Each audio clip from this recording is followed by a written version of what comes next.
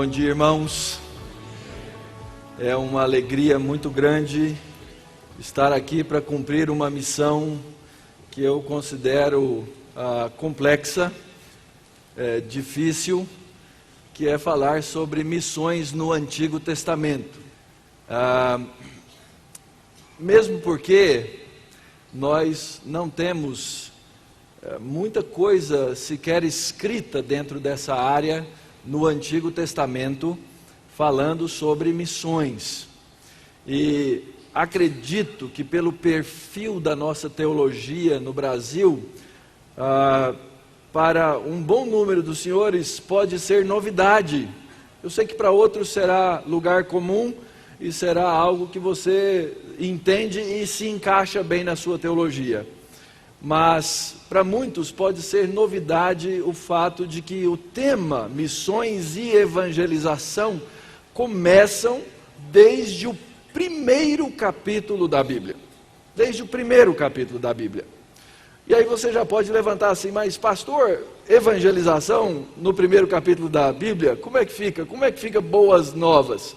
É o que eu pretendo exatamente desenvolver com vocês nesse período que nós temos aqui durante a manhã, para entendermos por toda a Escritura, mas começando hoje nos 11 primeiros capítulos de Gênesis, qual é a missão de Deus? Qual é a missão de Deus? Essa expressão ela foi cunhada por teólogos liberais décadas atrás, foi muito mal usada e por isso passou a ser por muitos desprezada. Mas o fato é que nós encontramos na Escritura com clareza um conceito de missão de Deus, ou seja, o próprio Senhor, o próprio Deus, Criador dos céus e da terra, Ele tem uma missão, e a missão de Deus é a glória do seu nome. Como vamos ter Piper falando nessa conferência, e ele é o grande mestre em falar exatamente desse assunto, e eu creio que vamos ouvir muitas vezes sobre isso. Eu creio que nós começamos a aprender a amar a glória de Deus, quando nós também aprendemos que a missão de Deus é a glória do seu próprio nome. Quando fazemos a pergunta mais básica, mais fundamental de todas, que perturba o coração de todo ser humano, qual foi o propósito, afinal, de Deus ao criar o ser humano? Nós precisamos trabalhar por meio das Escrituras, através das Escrituras, para descobrir que ao criar, que no princípio, quando Deus criou o universo, quando Deus criou céus e terra, Ele tinha um propósito.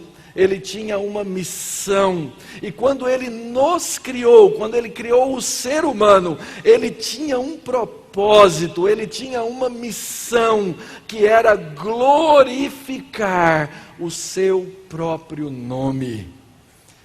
Então é sobre isso que nós vamos discutir, debater, conversar durante esse dia, e agora pela manhã eu terei o privilégio de expor esse tema para esse seleto público de Deus, auditório do povo de Deus.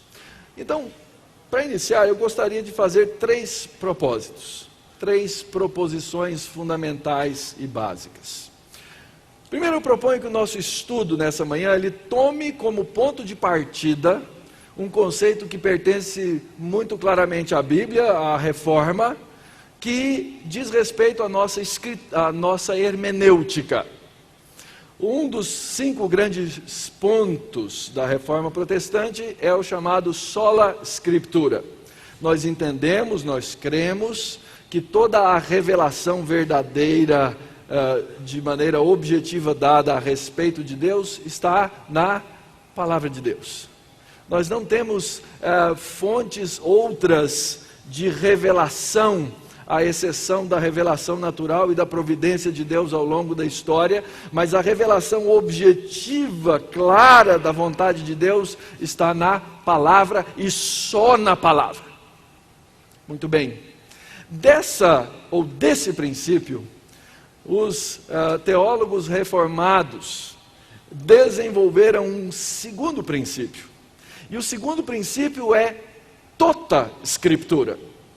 Ou seja, eu não posso escolher dentro da Bíblia partes da Bíblia. Eu tenho que tomar toda a Bíblia, eu tenho que tomar toda a revelação de Deus para entender os propósitos, a vontade, as orientações de Deus para o seu povo, para os seus filhos.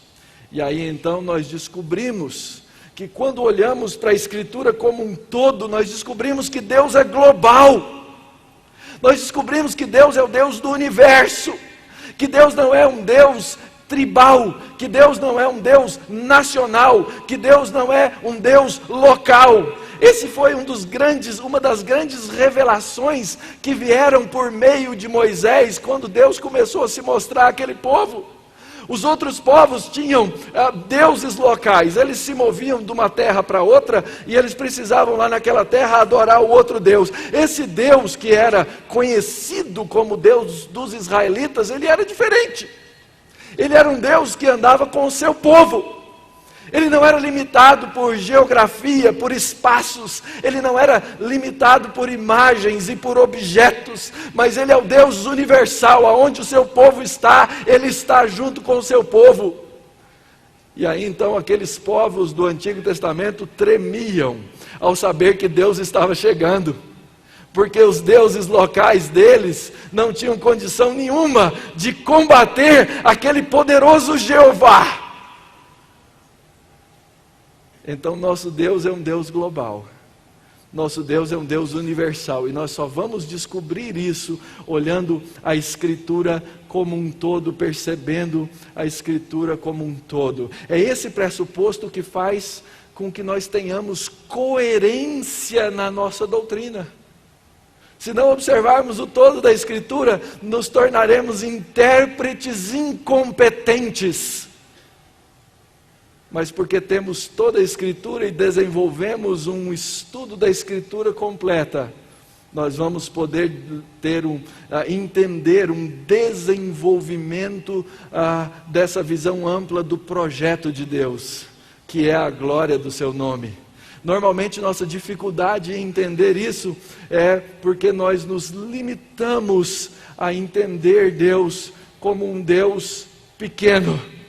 Mas Deus é um Deus grande, Deus é o Deus tremendo, Deus é o Deus de toda a terra, Deus é o Deus que a tudo abarca.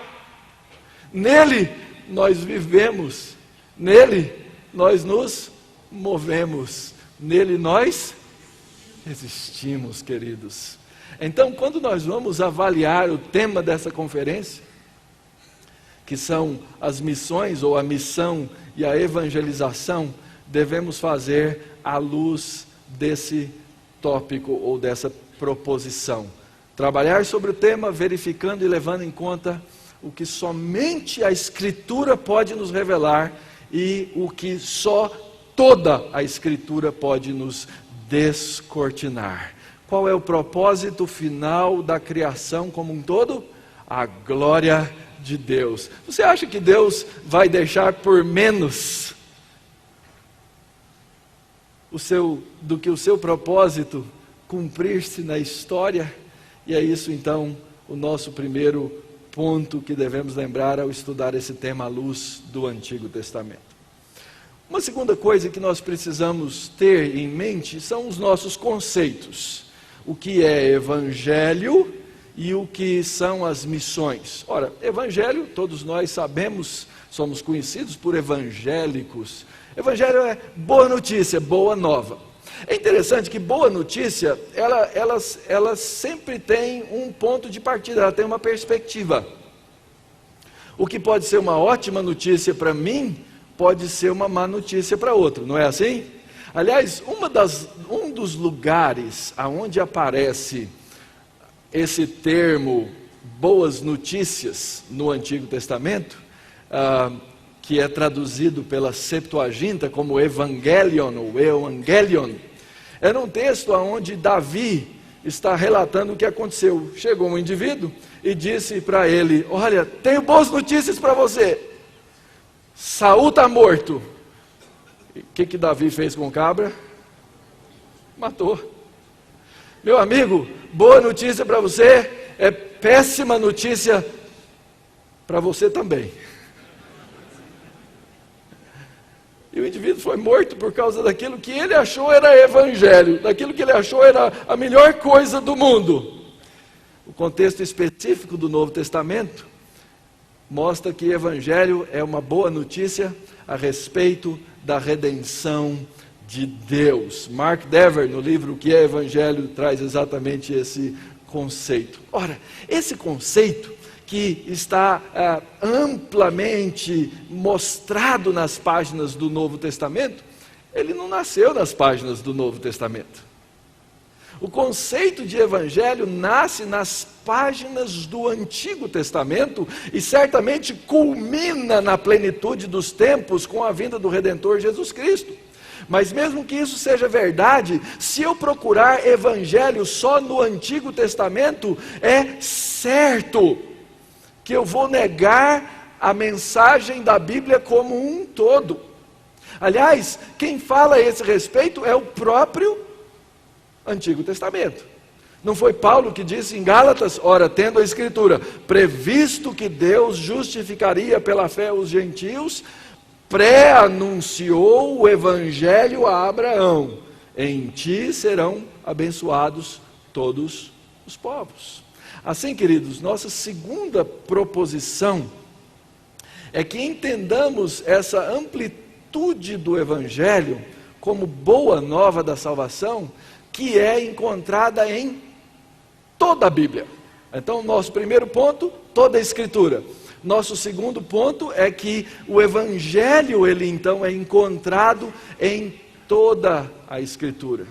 E eu penso que falhar em ler o Antigo Testamento na perspectiva da missão e do Evangelho é enfraquecer o chamado da igreja para abraçar a missão de Deus. Quando nós entendemos toda a Escritura e abraçamos toda a mensagem da Escritura e entendemos que toda a Escritura fala sobre missão, que toda a Escritura fala sobre Evangelho, nós abraçamos essa missão e esse Evangelho, porque ele se torna mais claro, ele se torna mais evidente. Quando o Antigo Testamento diz, eu vos farei como uma luz para nações, o que é que nós somos, irmãos? Para que é que Jesus chamou esse povo que está aqui?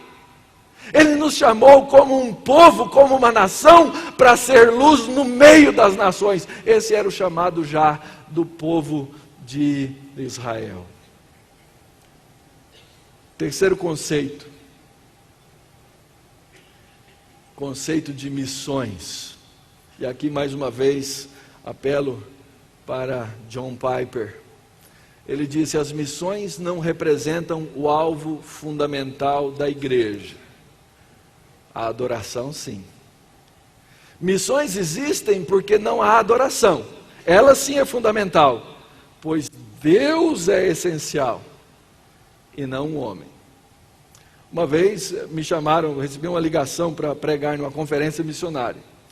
E a senhora que me fazia o convite disse, pastor, o tema da nossa conferência esse ano é missões, a razão de ser da igreja. E eu respondi para ela, falei, irmã, eu vou, mas eu vou falar contra o tema, pode? As missões não são a razão de ser da igreja. A razão de ser da igreja é a adoração. E a adoração é amar a glória do nome de Deus. Adoração é amar a santidade de Deus. Já observaram naquela oração didática de Jesus, como é que ele começa e como é que ele termina? Ele começa com a santidade de Deus e termina com a glória de Deus, porque essa é a missão. E nós temos que amar essa missão. Se você não entende bem aquela oração chamada de Pai Nosso, alguns dizem oração dominical, mas na verdade é uma oração didática do nosso Senhor, é porque talvez você não entenda que nós temos que amar sobre todas as coisas a santidade e a glória de Deus. Nós fomos chamados para isso. Nem a nossa salvação, ela deve ser um fim em si mesmo. Nós devemos adorar a Deus pela salvação que Ele nos deu, é claro, mas ela nunca foi um fim em si mesmo. Quando nós fazemos da salvação um fim em si mesmo, a salvação se torna um objeto de idolatria. O homem a ser alcançado se torna um objeto de idolatria. Nós fomos chamados para amar a glória de Deus. Esse sim é o fim, o alvo, o objeto da missão. Jonathan Edwards disse: a grande finalidade das obras de Deus expressas na Bíblia de modo diverso é de fato apenas uma. E essa finalidade única é a mais apropriada e compreensivelmente chamada de a glória de Deus. A glória de Deus. Assim, queridos, avaliar nesse contexto o tema de missão e de evangelização faz todo sentido. E aí nós começamos a ver que quando a Bíblia diz, no princípio criou Deus os céus e a terra, Ele já havia feito isso para a sua própria glória. Não é isso que nos diz o Salmo 19? Que os céus anunciam a glória de Deus. A criação foi feita por Deus para glorificar o seu próprio nome. Paulo vai nos ensinar isso em Romanos, no capítulo 1. Tem muita gente que acha que a missão começou em Gênesis 12, com o chamado de Abrão. Nessa mensagem de hoje, eu quero mostrar biblicamente para você que a gente pode ir mais atrás um pouco. Então a proposição é: o Evangelho é a boa nova da salvação, que é encontrada em toda a Bíblia e em todo o Antigo Testamento. E aí então a nossa proposição 3, a missão de Deus é proposta desde o início do livro de Gênesis. A glória do seu próprio nome. E não deve ser limitada a alguns textos isolados da Escritura, e nem tão somente ao Novo Testamento. Aliás, isso é o que Jesus o tempo inteiro falava. Eu não sei se você já observou, mas Jesus pregava sermões. Os sermões dele tinham textos básicos. Os textos que Jesus usava eram da palavra do Pai dele no Antigo Testamento. Ele explorava essa palavra, ele desenvolvia essa palavra, ele explicava essa palavra, ele fazia a interpretação correta dessa palavra, e os homens ficavam admirados da sua autoridade. E aquela autoridade já vinha da própria palavra, que é Cristo, e que é a palavra registrada, a palavra do Pai. E por isso os homens se admiravam tanto. Os 2 discípulos no caminho de Emaús, discorrendo por todos os profetas, o que é que Jesus fazia? Ele fazia a hermenêutica daquilo que a seu respeito constava em toda a Escritura, na lei, nos profetas e nos salmos. Então nós temos essas 3 proposições, sobre as quais nós vamos construir o pensamento dessa manhã, mostrando em Gênesis, nos seus primeiros capítulos, que a missão e o Evangelho de Deus estão aí presentes. Então esse aí é o nosso caminho dessa manhã.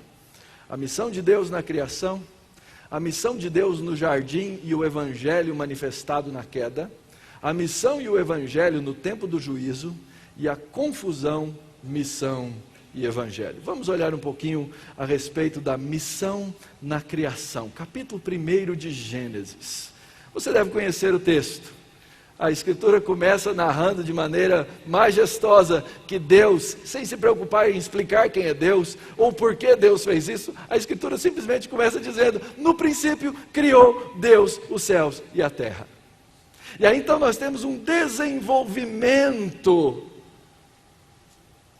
da forma como Deus criou as coisas para glorificar. Quando nós chegamos no final, mais na direção do final do capítulo 1, o texto diz em Gênesis 1:28, sede fecundos, multiplicai-vos, enchei a terra, sujeitai-a, dominai sobre os peixes do mar, sobre as aves do céu e sobre todo animal que rasteja pela terra. Que riqueza de narrativa, irmãos. Eu tenho certeza que algum irmão no passado já deve ter parado para escrever um livro sobre esse versículo, porque ele dá para escrever não só um, mas vários livros. E aqui nós começamos a descobrir que quando Deus criou o homem, Ele tinha propósitos nessa criação.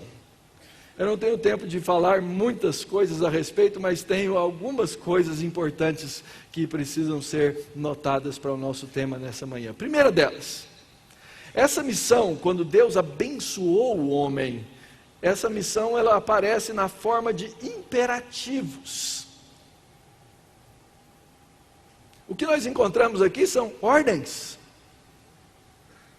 E é interessante observar como é que Deus abençoa o homem. Eu sou pastor de igreja, quando nós terminamos o culto, os irmãos passam lá pela igreja, pela porta da igreja para cumprimentar o pastor, e nossa mania pastoral é dizer: meu irmão, Deus te abençoe. Bacana. Isso expressa que eu tenho um desejo, uma vontade, uma volição de que Deus abençoe aquela pessoa. Se eu dissesse: meu irmão, eu te abençoo, aquele irmão podia olhar para a minha cara e dizer assim: mas pastor, como?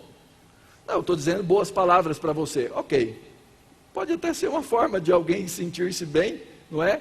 Mas eu não sou dessa teologia de que há poder em minhas palavras. Suponha que um desses irmãos chegasse na porta da igreja e dissesse assim: pastor, obrigado pelo sermão, eu fui muito edificado e quero dizer para o pastor que eu estou há 3 dias sem comer, que na minha casa não tem nada para comer. E eu digo: meu irmão, eu te abençoo, pode ir embora. Eu abençoei esse irmão. O mínimo que se esperaria de mim como cristão é que eu me movesse para, de alguma forma mais direta, abençoar a vida desse irmão, porque só eu dizer para ele, eu, Mauro, dizer para ele: eu te abençoo, não vai matar a fome dele. E Deus ali colocou diante de mim um irmão que eu precisava, ou que eu devo, que eu preciso ajudar. Mas a palavra de Deus é diferente da minha. Quando eu digo abençoo, o meu ato discursivo, ele não tem poder em si mesmo. Mas quando Deus abençoa, o ato discursivo de Deus, a palavra de Deus, aquilo que Deus diz tem poder. Então, quando Deus abençoa, ao mesmo tempo em que Ele declara a sua bênção, na verdade, Ele traz aquilo que aí está escrito como empowerment. Quando Deus ordena ao homem a fecundidade, ao mesmo tempo Ele dá ao homem a capacidade de ser fecundo. Quando Ele ordena ao homem multiplicar-se, Ele dá a capacidade ao homem de realizar isso, de sujeitar, de dominar. E é nesse contexto então que nós observamos Deus entregando à humanidade aquilo que na teologia bíblica nós chamamos de os mandados de Deus. Deus deu ao homem ordens de caráter espiritual que ele deveria cumprir, ordens de caráter social, do seu relacionamento com a sua esposa, com os filhos, ordens de caráter cultural, nos quais o homem deveria multiplicar-se para encher e para sujeitar. Isso é tão carregado de conteúdos, irmãos. Isso é tão sério. Isso é tão abençoador. E nós precisamos saber isso, nós precisamos aprender isso. Deus nos manda encher a terra. Deus mandou os nossos primeiros pais a encherem a terra de bênçãos. De bênçãos. Saiam aqui desse jardim, encham a terra e vão até os confins da terra com essa bênção, levando esses mandados que eu dou para vocês. O papel original do homem, a missão de Deus de glorificar ao seu próprio nome, ela é desenvolvida nesse papel original do homem, de levar essas coisas de Deus, a bênção do jardim, por todo lugar aonde ele fosse. E aí então, nesse primeiro momento, o que nós encontramos é uma bênção para a família de Deus, naquele momento chamada humanidade. Essa bênção, ela deveria ser espalhada, desenvolvida, levada por todos os cantos. E é assim, queridos, que a Bíblia começa e é assim que a Bíblia termina.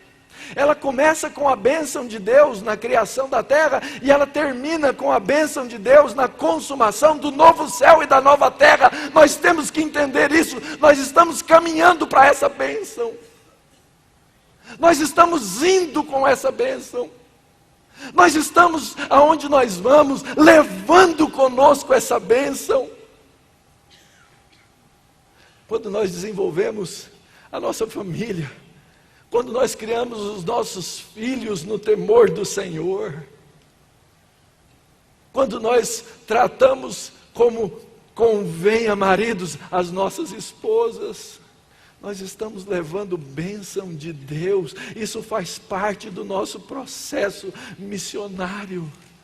Levar a glória de Deus através da santidade de um povo. E isso foi estabelecido lá no princípio, quando Deus criou os céus e a terra, e quando Deus disse como nós deveríamos viver, como nós deveríamos nos desenvolver. Assim, o fundamento da missão de Deus, ele encontra-se sem sombra de dúvida no primeiro capítulo da Bíblia. Aliás, arranque o primeiro capítulo da Bíblia e tente entender alguma outra coisa, e você vai ver que vai chegar a lugar nenhum. A bênção real foi estabelecida no jardim. Gênesis 1 nos fala de como Deus vai conduzir a sua missão por meio da sua criação. Essa é a mensagem deste primeiro capítulo. Capítulo 2 de Gênesis, a partir do versículo 4. E aqui nós precisamos entender como é que esse texto se divide, como é que Gênesis se divide. Às vezes a nossa divisão de capítulos nos atrapalha, nos impede de ver como as coisas, como as narrativas são formadas em blocos, aí na narrativa da criação. No texto que estamos estudando hoje, as divisões são essas aí que nós estamos vendo, as divisões naturais. Gênesis 1 a 2, 3, depois 2, 4 a 4, 26, depois 5 até 6, 8 e assim por diante. Muito bem, então nós estamos nesse segundo ponto, que é chamado também de relato da criação dos céus e da terra. Os teólogos liberais no passado, eles começaram a olhar para essas duas narrativas da criação, e ao olhar para essas duas narrativas da criação, eles começaram a dizer que esses eram dois relatos, duas tradições diferentes, que alguém algum dia pegou, somou, colocou junto, e o Pentateuco seria então, na concepção desses, uma coxa de retalhos, por sinal na visão deles muito mal feita, deixando essas coisas para trás porque elas praticamente de nada nos valem. Vamos pensar como é que nós podemos conceber esse conceito, essa ideia que nós temos aqui, da Escritura, que tem duas narrativas da criação, não é isso? Então nós temos uma introdução à narrativa da criação. Seria bom projetar essa parte, se é que não está, se está funcionando. Nós temos uma narrativa da criação, que é esse primeiro grande bloco, que é o chamado o princípio. Ora, esse princípio, depois do princípio, nós temos 6 dias de criação. Primeiro dia, segundo dia, terceiro dia, quarto dia, quinto dia, sexto dia, e finalmente a gente costuma chamar de sétimo dia, mas a Bíblia não fala do sétimo dia, ela fala de um Shabat. Ela fala de um descanso, no qual nós entramos. E aí depois, quando nós terminamos o capítulo primeiro, a narrativa da primeira criação, tem uma outra narrativa. Essa outra narrativa, na verdade, ela toda se encaixa inicialmente nesse sexto dia da criação. Então, o que a gente vai encontrar no começo do capítulo 2, até uma parte dele, ela se encontra no sexto dia. no dia em que Deus criou o homem e mulher, macho e fêmea. Então, nessa parte, nós temos uma resposta de como é que Deus criou. Como é que Deus fez? E aí, então, nesse trecho da Escritura, nós encontramos esses mandados redefinidos, retrabalhados. Encontramos Deus colocando um teste para o homem, não é?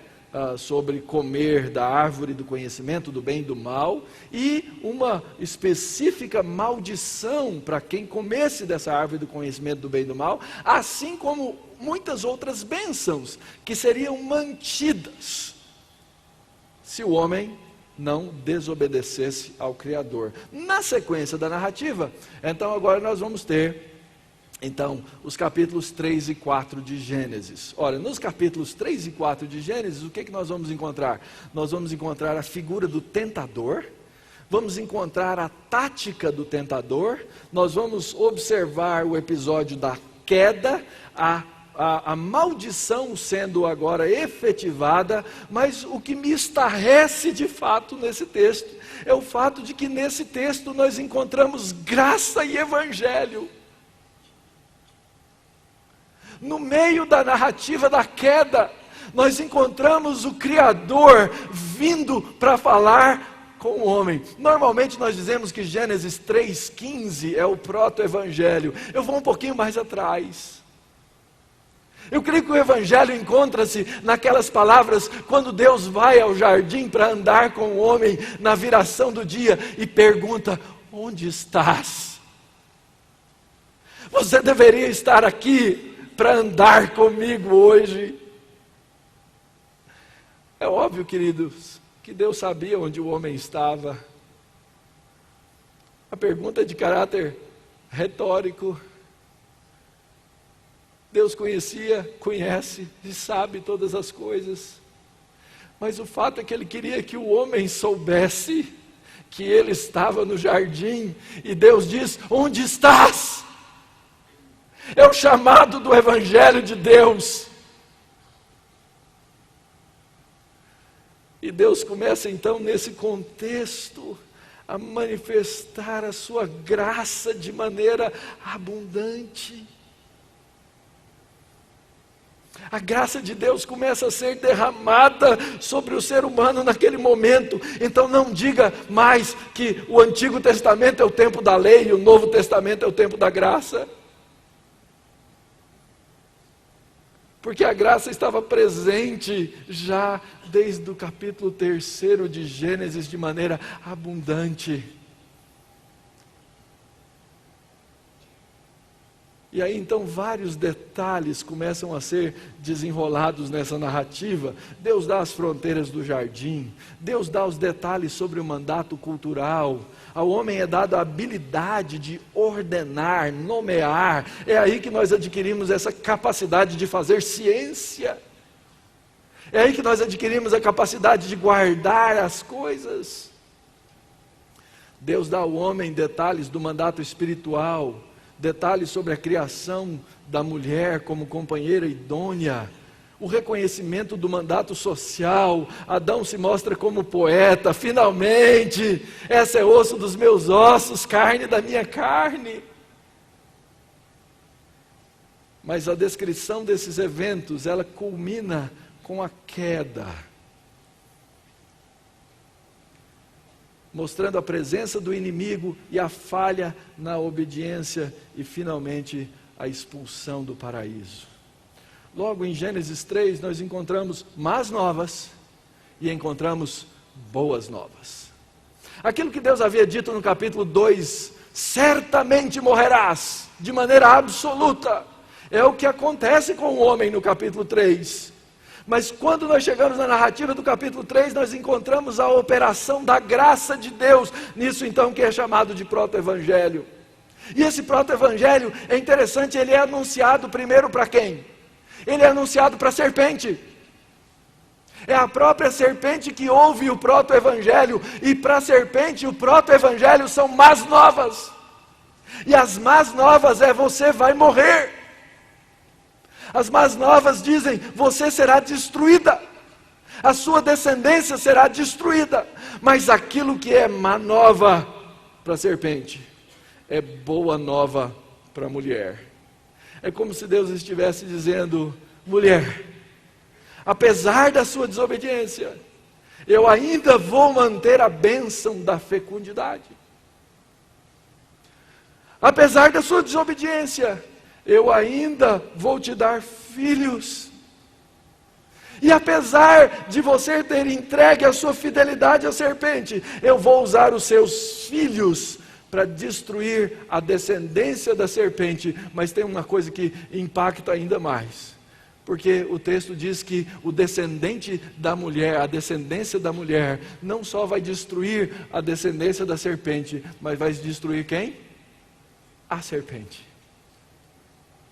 Como é lindo esse evangelho, irmãos. Como é linda nós chamamos isso de metanarrativa da Escritura. A narrativa que a tudo abarca. Esse evangelho que dá sentido àquelas passagens obscuras. Esse evangelho que nos faz entender a misericórdia de Deus sobre homens pecadores. Ah, queridos, se nós entendêssemos esse evangelho na profundidade do nosso coração para manifestar a glória de Deus, nós teríamos olhos para ver as evidências dele por todos os livros da Escritura de maneira tão bela. São amplas as evidências desse evangelho. Depois da queda, Deus mantém os seus mandatos. Deus mantém a vida humana na graça geral. Deus faz uma coisa tão espetacular. Ele diz assim: eu vou pôr inimizade entre você e a serpente. Eu é que vou estabelecer a inimizade entre a tua descendência e a descendência da serpente. É um ato de Deus. É Ele fazendo. E isso significa Ele nos chamando. Isso significa Ele nos dando de novo a sua missão, a missão de glorificar o seu nome. Ele diz que haveria uma linhagem específica para fazer isso. Chega no capítulo 4, a mulher reconhece que ela recebe de Deus um filho. Os filhos da mulher vão prestar culto a Deus. Um filho assassina o outro, Deus substitui. E a partir desse momento na narrativa bíblica, nós começamos a ver com clareza as duas sementes. A semente da serpente e a semente de Adão, a linhagem escolhida de Deus. A serpente é maldita, Caim é maldito. Tem um detalhe tão fantástico nesse texto. Quando o texto vai trazendo a narrativa da linhagem de Caim, chega no 7º, é um indivíduo chamado Lameque. Já ouviram falar de Lameque? Lameque era cabra macho, repentista, e ele chegava e já saía dizendo: escuta, Ada, ouve-se lá. Teve um cara que pisou no meu pé e eu matei. Um assassino por motivos banais. Assassinato é horrível em qualquer coisa, mas a banalidade desse assassinato é estarrecedora. Capítulo 5 começa a narrativa dos filhos de Adão. E chega no 7º, nós encontramos uma narrativa a respeito de um homem que eu quero conhecê-lo. Meu irmão Enoque. Diz a Escritura que meu irmão Enoque andava com Deus. E que já não era. Porque o Senhor o abraçou. O tomou para si. Disse: você é meu, Enoque. Você é meu. Percebem, irmãos, a diferença entre essas duas sementes? Percebem a graça do Evangelho manifesta? Percebem a misericórdia de Deus operando? Ah, como é doce esse Evangelho, irmãos. Como é lindo esse Evangelho. Como é bom esse Evangelho. E ele está nos capítulos 2, 3 e 4 de Gênesis. Mas nós temos que andar. a missão e o evangelho no tempo do juízo. Pastor, evangelho naquela época terrível, no relato de Noé, no meio de todas aquelas coisas. Olha, a estrutura desse texto, ela é linda.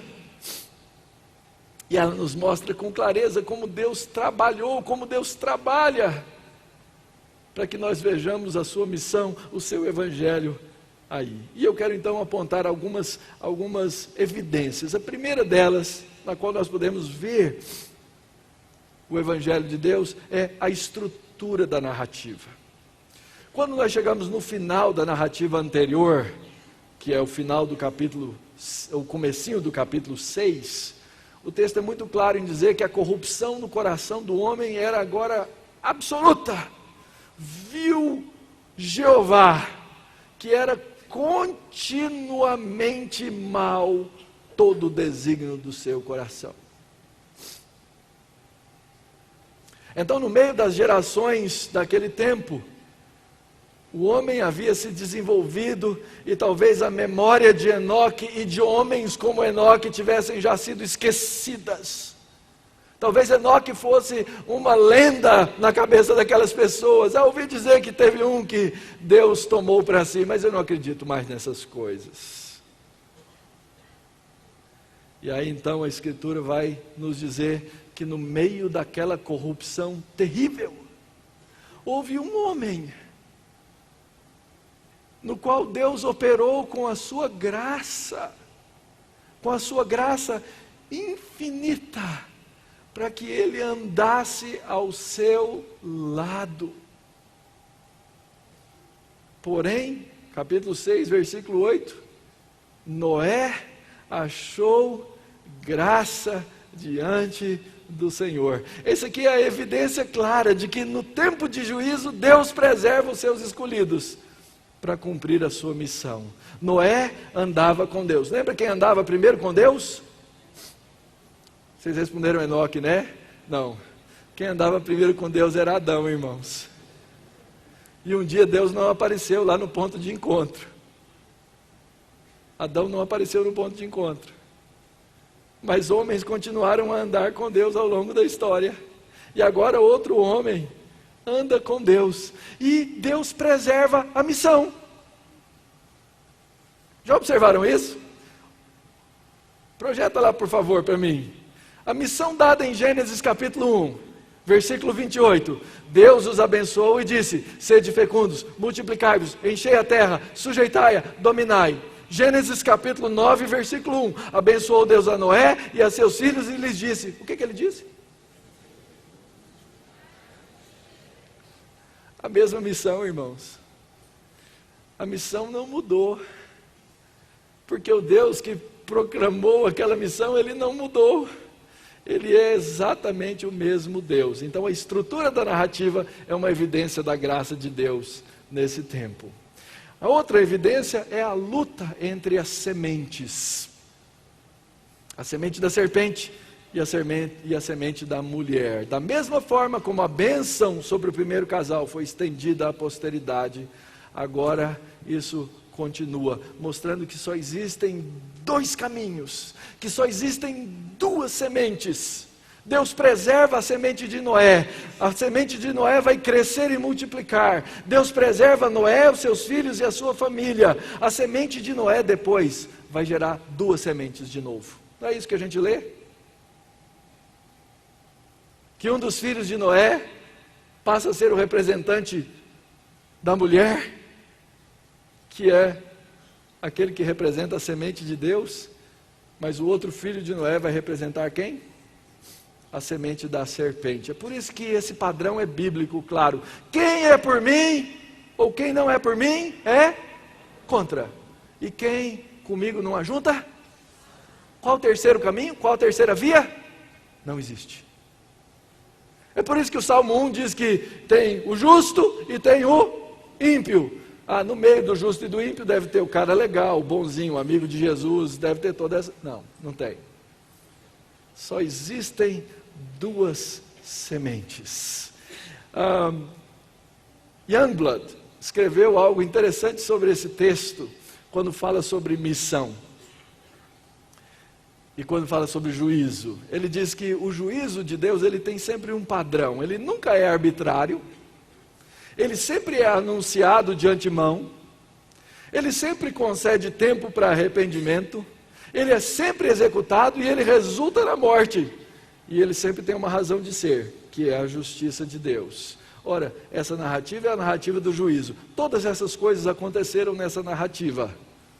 A misericórdia e a graça de Deus operaram no meio desse tempo de juízo, no tempo de Noé.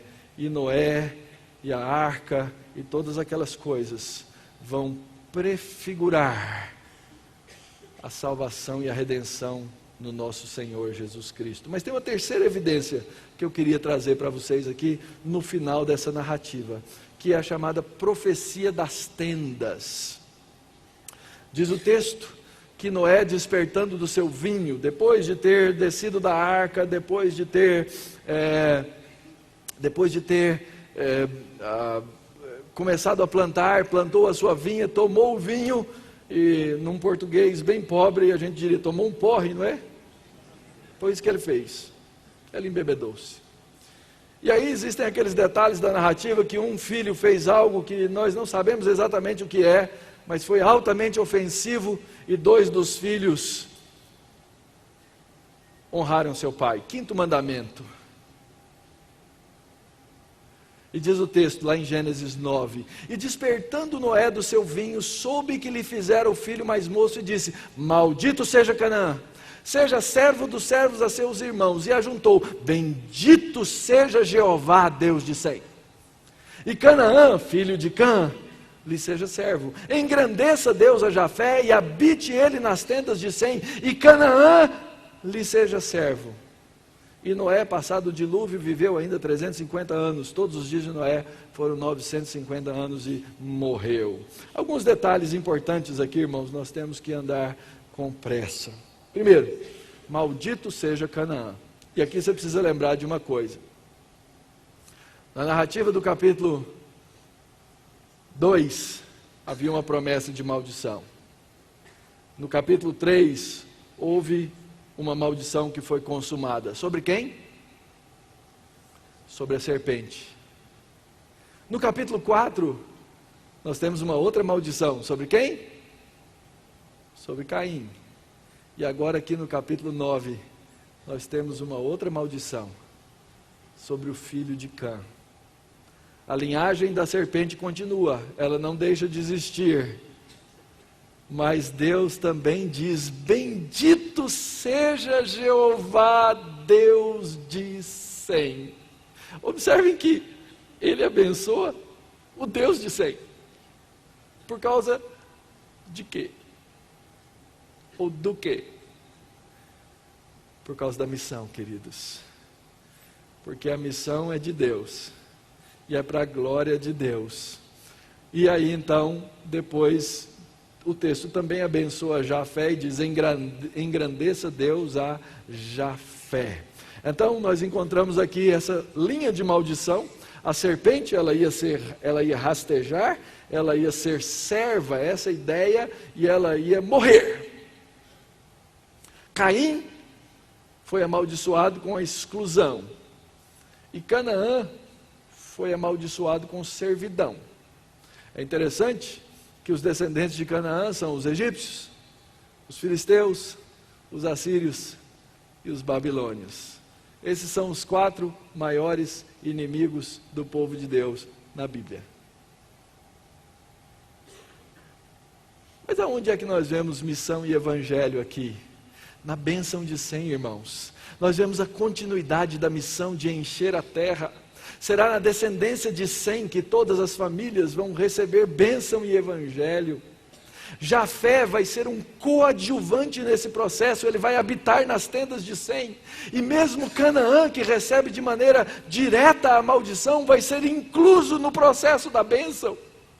É por isso que nas genealogias bíblicas nós encontramos pessoas desses povos sendo incluídas na própria linhagem do nosso Redentor Jesus Cristo, para que essa profecia se cumpra. E aí então, nós vamos encontrar essa sequência. Canaã vai ser servo, mas ele vai habitar nas tendas de Jafé. E Jafé vai habitar nas tendas de Sem. E o projeto, o propósito da missão de Deus vai ser cumprido. Vai ser cumprido. Nosso último ponto que eu prometi, mas que vou ter que deixar para tarde, seria a chamada Tábua das Nações. E o episódio de Babel. Mas eu queria, pelo menos, ter a oportunidade de caminhar para concluir com um pouco de tranquilidade aquilo que nós precisamos ver nesse momento. O fato é que Deus, queridos, estabeleceu desde o princípio uma missão. Que aqui estamos chamando de missão de Deus. Um grande expositor dessa área, Wright, ele diz que nós podemos enxergar a grande narrativa da Bíblia com essas 4 divisões que estão aí. Nos 11 primeiros capítulos, nós encontramos a humanidade com uma missão. Depois nós encontramos Israel com uma missão. Depois nós encontramos Jesus com uma missão. E depois nós encontramos a igreja com uma missão. Toda essa missão, ela só tem um alvo, ela só tem um propósito, ela só tem uma direção. É a glória do nome de Deus e a missão de Deus.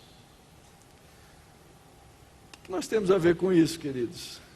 Nós temos tudo a ver com isso. Se eu fosse resumir tudo que eu disse nessa manhã, nesses 50 minutos, o que eu tenho a dizer para você é o seguinte: você foi criado para a glória de Deus. Você está desmotivado, querido?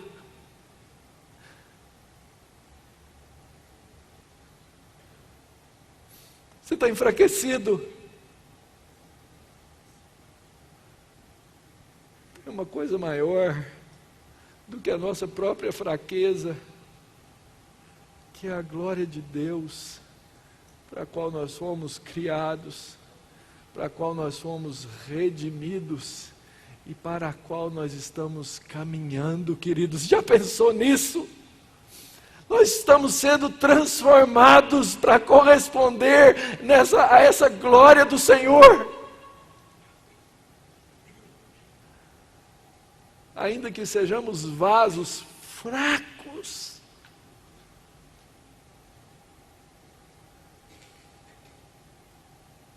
nós temos um propósito, que é glorificar o nome do nosso Deus. Mas pastor, como eu posso fazer isso? Pregando a palavra, falando do Evangelho, buscando uma vida de santidade.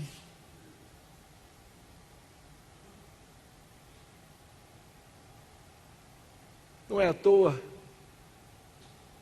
que o Evangelho é narrado nas mesmas páginas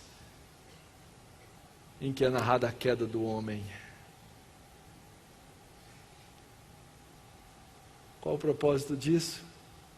Para que nós soubéssemos com clareza,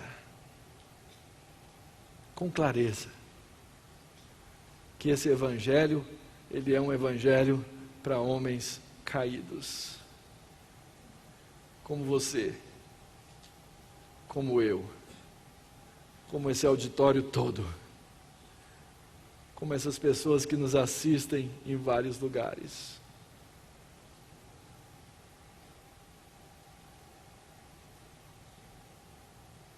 E o terceiro ponto que estudamos, ele nos mostra que mesmo no tempo do juízo, mesmo no tempo em que Deus pesa a sua mão de maneira severa, mesmo naquele tempo em que Deus resolveu destruir a raça humana, caráter da sua graça, a majestade do seu amor, prevalecem para o seu povo escolhido. Nós oramos no começo para aquele pastor lá no Irã. Só tem uma coisa que pode preservar aquele irmão, seja para a vida ou seja para a morte. É a graça de Deus. A graça de Deus. Mesmo que você esteja passando, meu irmão querido, por um tempo em que pareça que o juízo de Deus esteja sobre a sua vida, sendo você um filho de Deus, sendo você um eleito de Deus, você continua para glorificar o nome dele. Vamos orar. Nosso Pai bendito, nosso Deus majestoso, glorificado seja o teu nome, Senhor. Nós rogamos nessa manhã, ó Pai, que nós, teu povo, tua igreja, uma manifestação tão bela dessa igreja aqui, ó Pai, que nós nunca esqueçamos que a missão fundamental que nós temos que cumprir é trazer glória para o teu santo nome. Por isso, ó Pai, nós rogamos, como homens, como mulheres, fracos que somos, frágeis em tantas coisas, que pela tua misericórdia, que pela ação do teu Espírito, continue a mostrar-nos, a dar-nos a convicção de que o que fazemos e o que devemos fazer para glorificar o teu nome. Nunca, ó Pai, permita que o teu povo, que a tua igreja, que a igreja brasileira, perca o rumo, perca a direção, perca a visão de que deve glorificar o teu nome sobre todas as coisas. E assim, ó Deus, sabemos que seremos pelo Senhor preservados para a tua glória, preservados para honrar o teu nome, preservados para pregar a tua palavra, preservados para sofrer no nome do teu Filho, para que o teu nome seja glorificado, ó Pai. Nunca permita, ó Pai, que os enganos do nosso próprio coração, que razões secundárias, que razões ilegítimas, sejam os nossos motivadores. Antes, ó Pai, cativa a nossa mente a teu Filho Jesus, prende o nosso coração ao teu Filho, e dá, Senhor, que desde as coisas mais simples,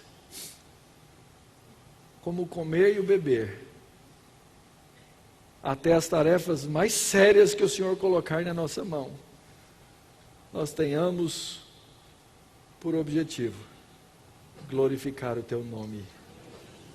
Amém e amém.